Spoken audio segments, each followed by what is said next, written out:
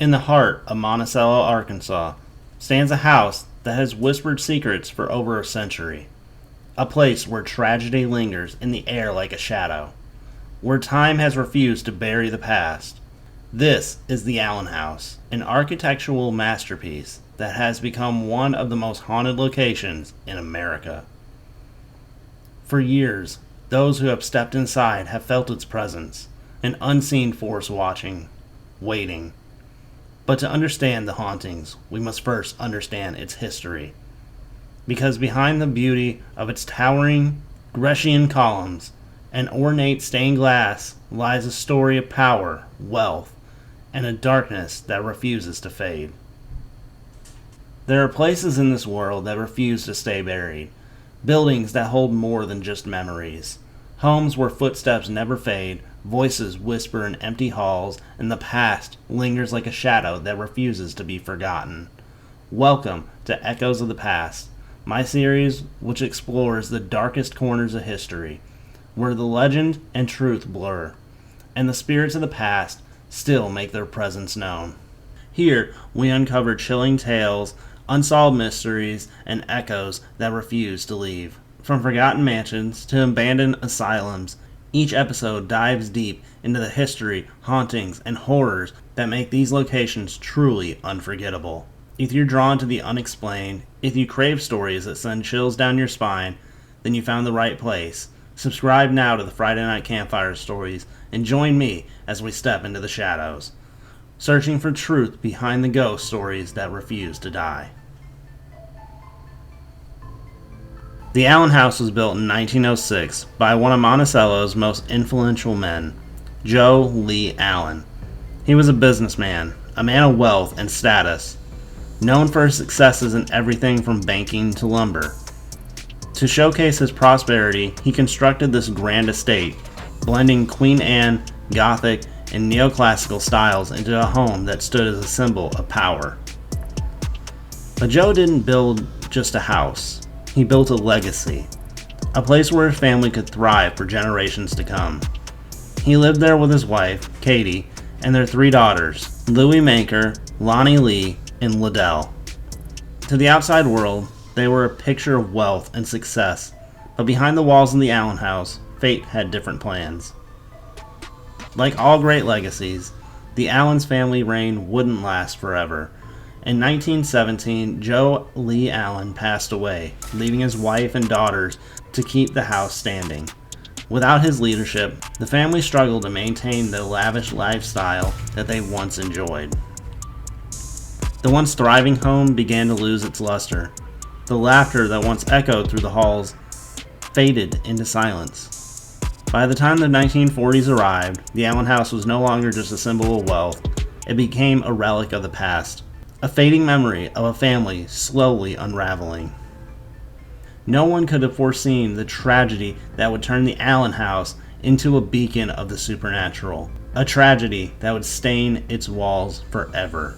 The story of the Allen House is one of sorrow, loss, and lingering spirits, and it all comes down to one woman, Ladell Allen. Behind the grand facade of the Allen House lies a tale steeped in sorrow, a story of love, loss, and the lingering presence that refuses to be forgotten. This is the story of Liddell Allen Bonner, the woman whose spirit is said to haunt these halls. Born on March 22, 1894 in Monticello, Arkansas, Liddell was the second daughter of Joe Lee and Katie Allen. Growing up in the opulent Allen House, she was surrounded by luxury and prominence. In 1914, at the age of 20, Liddell married Boyd Randolph Bonner, and together they had a son named Elliot Allen Bonner, affectionately known as Duke. However, the veneer of happiness began to crack. By 1927, Liddell and Boyd's marriage ended in divorce. Liddell moved back into the Allen House, seeking solace within its familiar walls. Tragedy struck again in 1944, when her son, Duke, passed away at the age of 28 due to pneumonia, a devastating blow that left Liddell engulfed in grief. In the midst of her sorrow, Liddell found comfort in unexpected places. During the summer of 1948, she rekindled a relationship with her high school sweetheart, Prentice Hemingway Savage. Despite Prentice being married and living in Minnesota, the two began a passionate correspondence, exchanging nearly 90 letters over several months.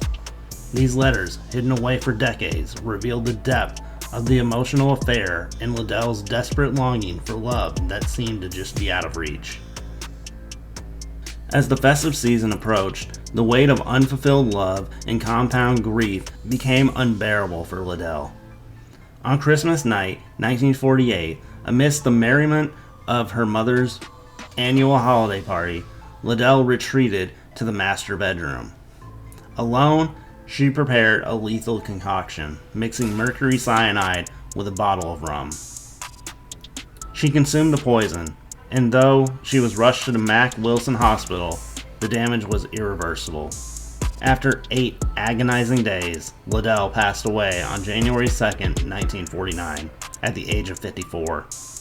Her death certificate starkly recorded the cause, suicide by mercury cyanide poisoning. The community was left in shock, mourning the loss of a woman who had once been the belle of Monticello. In the wake of her daughter's tragic death, Katie Allen was consumed by grief. In an act of mourning and perhaps an attempt to preserve Liddell's legacy, she sealed off the master bedroom, the very room where Liddell had taken her own life. For nearly 4 decades, the room remained untouched, a time capsule of sorrow locked away from the world. Decades later, new owners of the Allen house dared to unseal the forbidden room. What they discovered was chilling. Among the preserved furnishings and personal belongings, they found a bottle labeled mercury cyanide, resting on a closet shelf, a haunting reminder of Liddell's final moments. But perhaps the most startling discovery lays beneath the attic floorboards, a cache of nearly 90 love letters exchanged between Liddell and Prentice. The letters unveiled the depth of her despair and the intensity of a love that society had deemed forbidden. Through these fragile pages, the whispers of Liddell's heartache echoed once more, painting a portrait of a woman trapped by circumstance and longing. The walls of the Allen house have absorbed the anguish of love lost and life cut short. But does Liddell's story end with her death? Or does her spirit still wander these halls, seeking the peace that eluded her life? After the tragic death of Liddell Allen Bonner, the Allen house became a nexus of paranormal activity. Residents and visitors alike have reported chilling encounters that defy explanation. Among the most haunting accounts are sightings of a woman peering through the windows of Liddell's former bedroom, a room they sealed off for nearly 4 decades after her death. Could this be Liddell herself, eternally bound to the place of sorrow? Tenants who once occupied the house when it was divided into apartments spoke of unsettling experiences, lights flickering without cause, the sensation of being watched, and the unmistakable sound of footsteps echoing in vacant corridors. The Allen's house reputation for hauntings has drawn the attention of paranormal investigators and enthusiasts from across the nation. Featured on shows like Ghost Brothers, the mansion has been a focal point of those seeking to understand or perhaps confront the unknown. These explorations have yielded compelling evidence: recordings of disembodied voices, anomalous readings on electromagnetic field detectors, and personal encounters that leave even skeptics questioning their disbelief. Among the many stories that swirl around the Allen house, there are those that go beyond the whispers, shadows, and echoes of footsteps.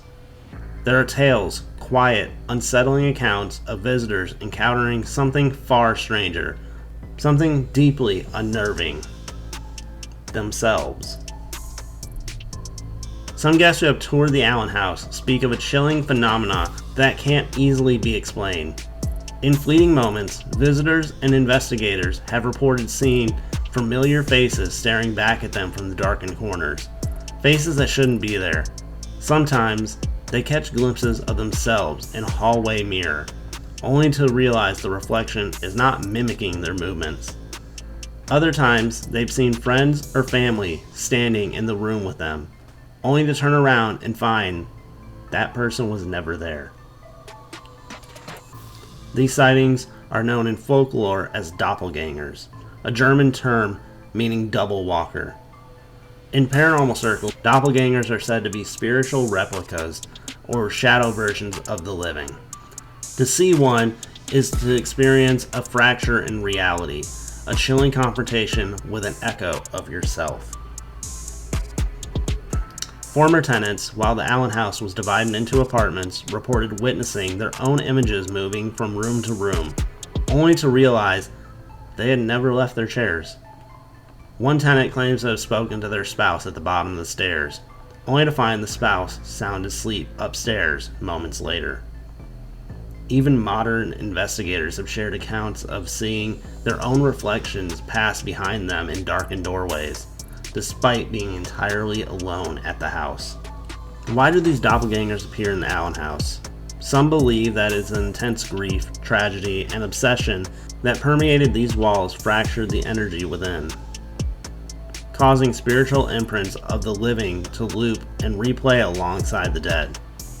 Others speculate that these doppelgangers are not simply echoes, but intelligent entities, mimics, that feed off fear and confusion, luring guests deeper into the house's tangled web of sorrow and death. For those that have seen their double walking within these walls, one question remains. Were they seeing a harmless imprint of their own presence, or something much darker staring back at them? In the Allen house, the past doesn't just haunt the living. Sometimes, it wears their face. In recent years, the Allen house has transitioned from a haunted relic to a cherished historic landmark. Purchased by Mark and Rebecca Spencer in 2007, the couple undertook extensive renovations to restore the mansion to its old former glory. For a time, the Spencers opened their house to the public, offering guided tours that delve into both its rich history and spectral lore. Visitors were invited to walk the halls, perhaps hoping to glimpse the otherworldly residents firsthand. However, as of late 2023, the Allen house has closed its doors to the public tours, returning to its status as a private residence. The Spencers have chosen to preserve the sanctity of their home, allowing its stories, both mortal and ethereal, to rest within the walls. The Allen house remains testament to their intertwining of history and hauntings, where the past is like a shadow, and the echoes of the bygone lives resonate through time. Whether one believes in ghosts or not, the stories held within this Monticello home continue to captivate and chill, reminding us that some tales are never truly gone. They merely wait, whispering for those willing to listen. That brings us to the end of this episode of Echoes of the Past, but the stories don't stop here. Every place, every legend, every whisper in the dark has more to tell. If you enjoyed this deep dive into history's haunted echoes, make sure to subscribe and turn on notifications so you never miss a story. I post 3 full-length videos every week.